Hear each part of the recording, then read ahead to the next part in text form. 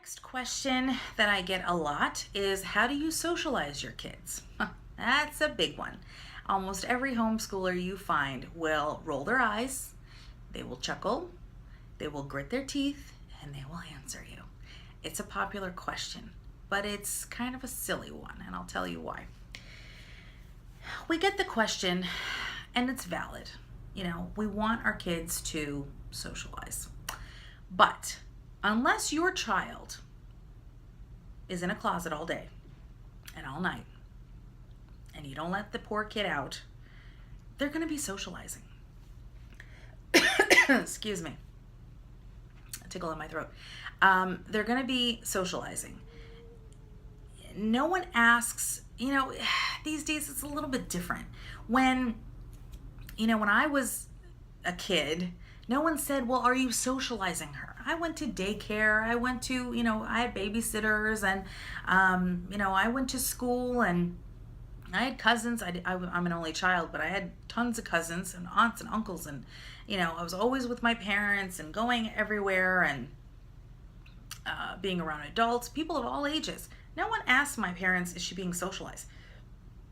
It's inevitable. It's going to happen.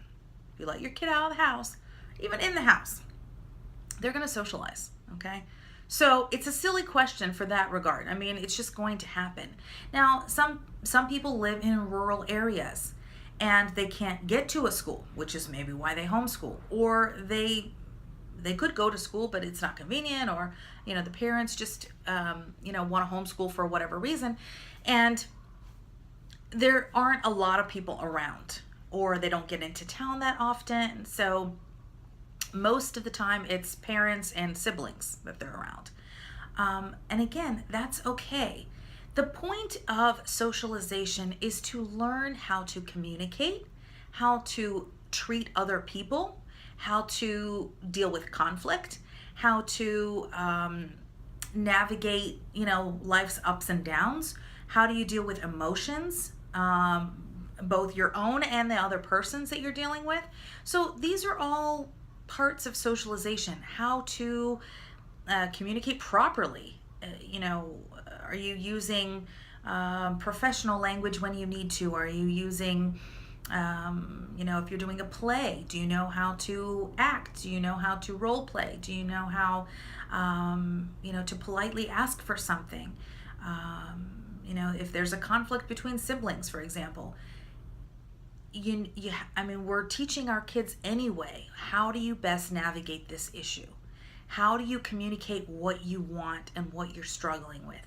How do you communicate when your feelings are hurt? All of these things. These are all part of socialization. If we think about that, and then we think about the school alternative, whether it's private, public school, charter school, whatever. In school, they can't have 30 children navigating their social, practices all day long. They can't, right? So the kids have to be quiet. Even in the cafeteria, they can't be too rambunctious. They still have rules to follow. Recess, there's a little bit of free time, but it's very short. So throughout the day, there isn't that much time for real socialization. Even in classroom, I was a chatterbox, can you tell? I couldn't talk to my classmates, and if we did, we'd get in trouble, okay? Yes, there are some things to navigate in school. Like I remember, one boy had an issue where he would go to the bathroom in his pants. And it was a problem, and we all knew about it. And we were a good bunch of kids, and so we didn't want to put him on blast, but we couldn't function sitting next to him. It was very distracting. And, and I remember I was in 5th grade at the time, and you learn how to navigate that problem. And I had to go to the teacher, and I knew to discreetly express my problem, and, she offered a solution for that. But I would do the same thing with my kids now. There is a conflict now if they're at a playground and, there's some issue. How are you going to come and tell me about it? Did you come tell me about it? And then they say, well, yes or no. No, I didn't tell you about it. Well, what did you hope you could do on your own then? What are some possible solutions to this problem? And you help them hash it out. That's kind of what we're here for as parents, as teachers. That's inevitable, and it's going to happen no matter where your kid spends the majority of their day, whether they're at home, if they're in a co-op, school, what have you. Okay, so socialization happens all the time, and it's up to us as the adults who know better, who have experience, to help guide them. Okay, there is some difference between a child looking for how to socialize, and then I've heard, some adults, teachers, parents say, well, figure it out. Well, you guys need to deal with it. You guys need to figure it out. Well, if they could figure it out, they wouldn't have that problem to begin with. That's what they're coming to you for. They're help, not to necessarily, offer the solution, but to help them hash it out and to brainstorm and to, mediate. There are adults that need mediation. So definitely kids sometimes do. So in terms of socialization, that's my point. It happens anyway. From the time that they're babies, we're socializing them. We're taking them to get-togethers. We're taking them to a park. We're taking them to a play day. It happens. I don't necessarily agree with filling up their schedules with all sorts of extracurricular activities. These kids are tired and they're worn out and they have plenty of, other things to do with their time. Some of these kids are busier than adults. I mean, adults go to work, they put in their hours, and they come home and they're ready to unwind and enjoy time with the family. There are kids who don't get that opportunity. They go from school to extracurricular activities, then home for more work, and then they're exhausted, okay?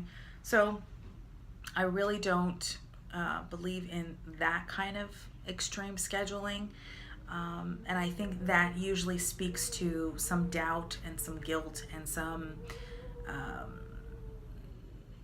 just some concerns on the parent's part. It's not about the kid, it's about you and what you're thinking and where you feel your child may be lacking. And so I would take it easy. Kids are going to socialize and they're going to learn. As long as you're giving them quality experiences rather than quantity. If you're concerned about how your child is going to socialize and who their friends are and what kind of experiences, what kind of memories they're going to have, then that's how you choose your quality opportunities for them. And we really do that as parents. We're choosing the quality opportunities, or we should be. I know homeschoolers face this struggle all the time. How do I find those groups? Well, like I said, there are support groups, local homeschooling groups you can tap into, co-ops, again, park days,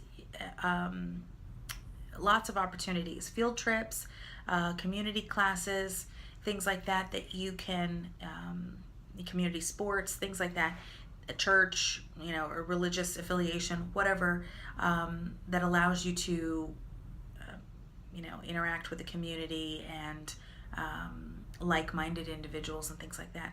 So you can choose what suits your family and your values and your schedule and your children and their interests as well. So you can find all of that.